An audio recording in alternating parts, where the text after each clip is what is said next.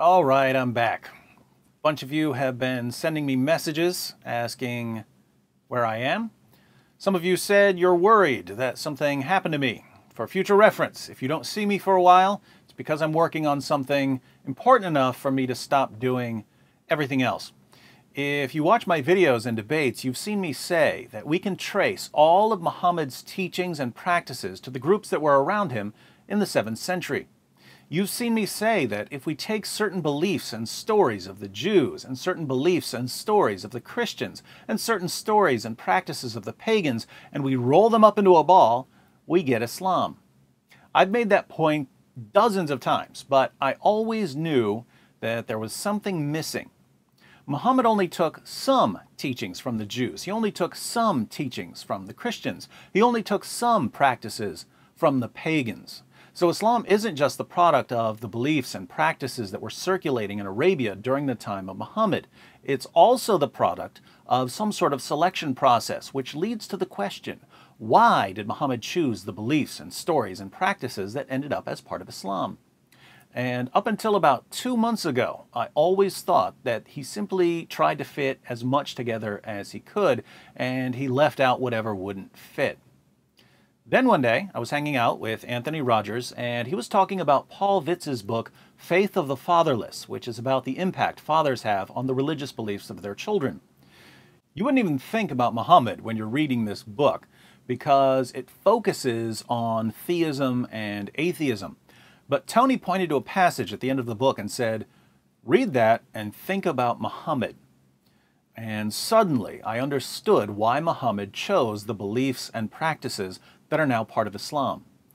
But I wanted to make sure I was right, so I've spent the past several weeks studying the psychology of religion.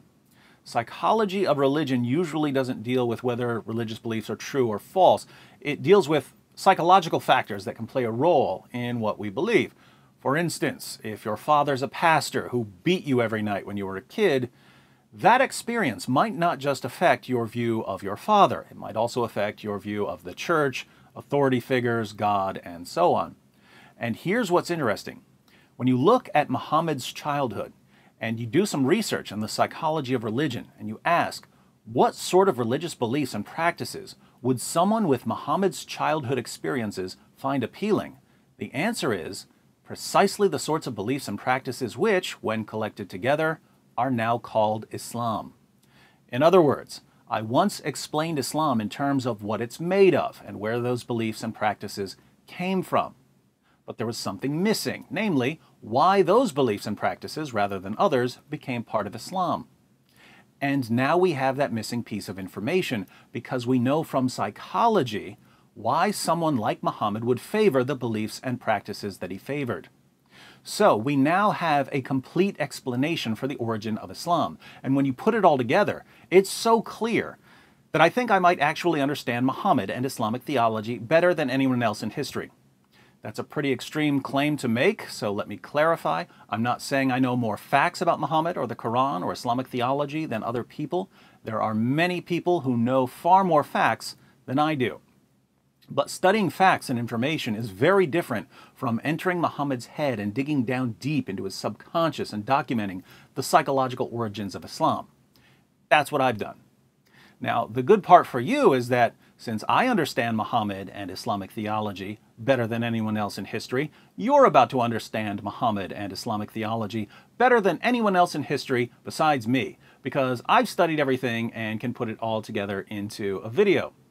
So, for you jihadis who keep telling me that you're going to kill me, may I suggest you do it within the next few days, because I'm about to make what may be my favorite video ever. Clock's ticking, cupcakes. Now for some updates since I've been off the grid. While I'm putting together my Psychology of Islamic Theology video, I've got a couple of shorter videos to make. Once the psychology video is posted, I've got another batch of videos that I need to finish up because I've been putting them off for years and still haven't made them. Side note on why I'm trying to get those videos done. A few months ago, when I started a Patreon campaign, I said that we'd have a video planning team on Patreon. When I came up with that plan, I thought it was going to be like 15 or 20 people, and that they would send in topics by email, and I'd send back an email with the suggested topics, and people could vote on them, and it would all be nice and smooth.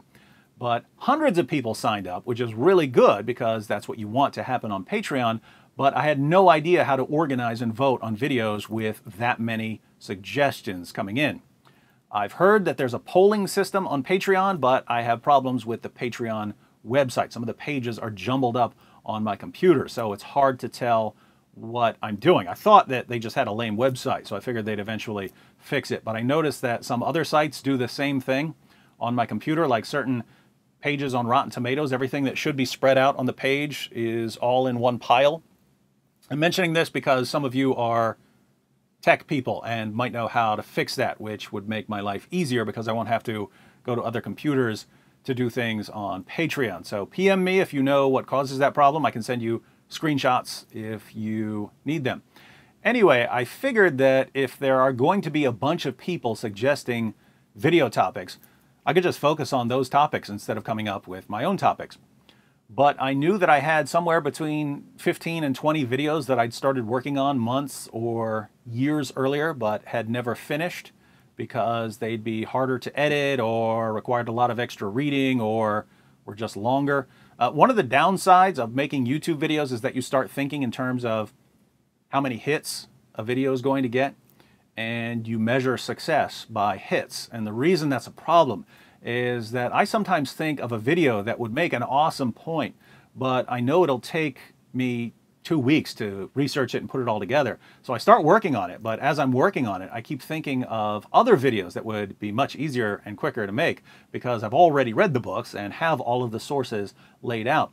Then I end up making easier videos and never get around to finishing the original video. And some of my most popular videos were really easy to make. I posted a video called 3 Quran Verses Every Christian Should Know. I basically jotted down the verses while I was heading home on the subway. I sat down and recorded the video. When I got home, million views. Other times, I'll read 3 or 4 books to make a video, spend a week preparing notes, and another day or 2 recording and editing, 30,000 views. So the inclination is to focus on the easier videos because if they do well, great. If they don't do well, doesn't matter because they didn't take up a lot of time. But this channel was founded on awesome content, so sometimes you just have to lock yourself in a room and say, I'm not coming out until I get this video done. I made a batch of these a couple of months ago, the Deuteronomy, deductions, Scooby-Doo in the case of the silly skeptic, things like that. And you're about to get another batch of these. So the plan is to finish up some more videos that have been building up for a while. And yes, the Paul versus Muhammad video is on that list. We also want to post a couple of videos on slavery this month. Last February, I posted a video titled Muhammad, the White Prophet with Black Slaves. And I got a lot of messages from Muslims telling me that Muhammad abolished slavery, which means that I have to take these Muslims on a quick trip to Planet Reality. But if we're going to talk about slavery in Islam, it only makes sense that we talk about slavery in the Christian West. So we will. We're going to wrap up all of these projects this month. Then we're going to spend all of March doing videos by request. If you're on that list through Patreon, I just sent a message with an email address. Send your topics to that address. Again, I have problems with the Patreon site, so if you don't get the message, let me know. Since this is new, I'm asking those of you who have video topics to start off with one topic this month until we see how many people are submitting requests and how we're going to organize them and vote on them and so on. Once we've got a system in place, the video planning will probably turn out to be a pretty straightforward process. But one way or another, we're going to get a list of videos that will be our video topics for next month. If it works out and you guys are coming up with good topics, we might just stick with doing videos by request for several months. By then, some additional projects for which I'm slowly stockpiling equipment will be coming into play. More on that later. For now, get ready for a crash course in the psychology of religion.